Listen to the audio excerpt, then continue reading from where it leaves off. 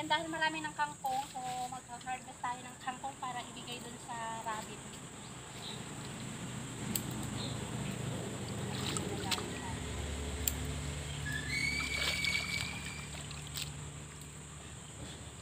Ayan.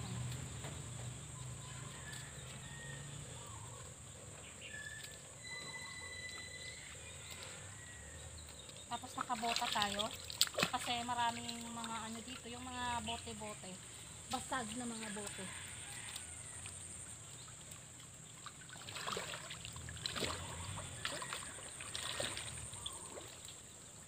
Ay! Ang lalim.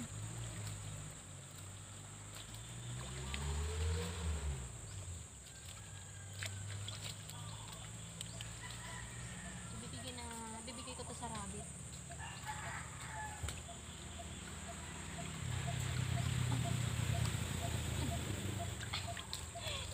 Hindi ako makaalis.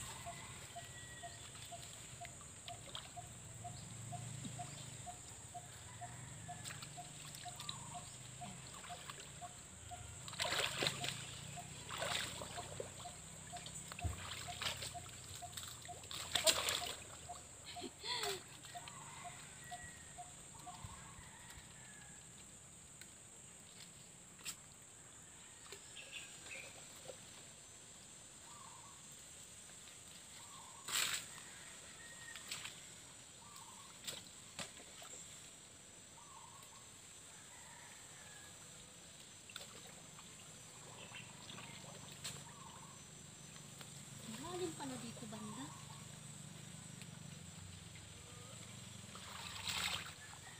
Tapos may mga talbos ng kamote dito. Kukunin ko. Ay, dito ko muna ilagay. Ayan, talbos ng kamote.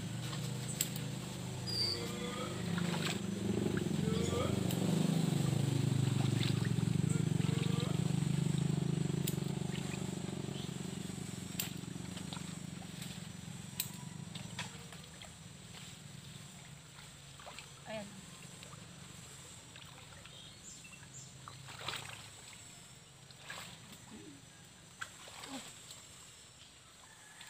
Grabe. Yung bota ko puno ng tubig. Ang hirap maglakad pag puno ng tubig. Bawasan.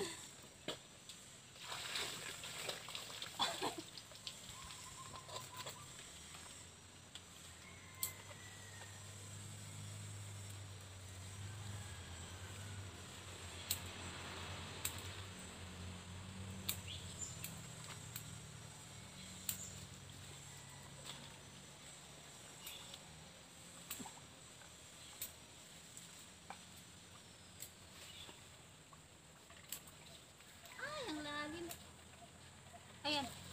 So marami na to para sa mga rabbit.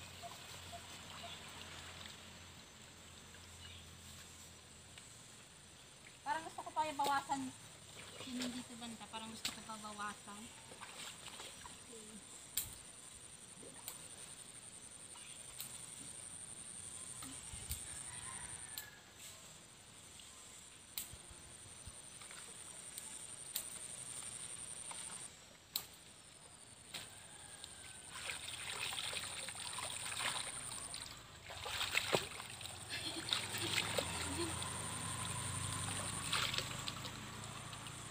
Ayan, yung aking nakuha.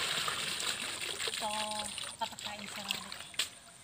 Ayan, may talbos pa dito sa mga gilid-gilid. Ayan, ang tatanggalin ko para malinis tong gilid dito sa amin. So, maglilinis na lang din ako ng gilid dito. Mga gilid-gilid. Ayan, oh, ang dami, oh. Ayan.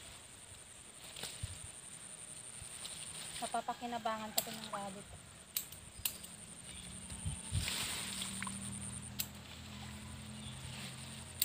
Ay!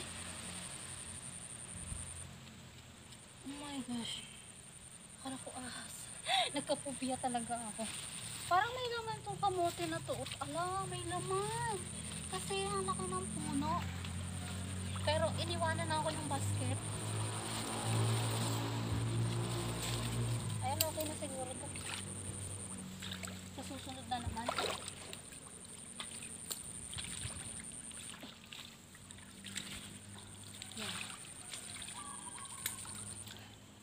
iniwanan ako ng basket. Ayan. Para sa rabbit. So, bibigay ko to sa rabbit. Kasi gusto kong bawasan tong ano dito kasi baka mamaya pamahaya ng ahas. Hindi na makaalis. Lumabog sa putik yung ano. Ayun. Ay! Ang hirap.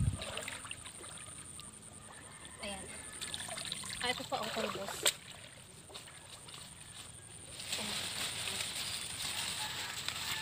Baka bukas, yun, maglilinis ako dito sa gilid ng bahay.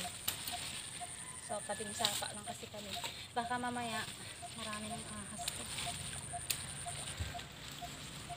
Ayan. So, ayan, matutuwa na yung mga rabbit nito kasi marami silang pagkain.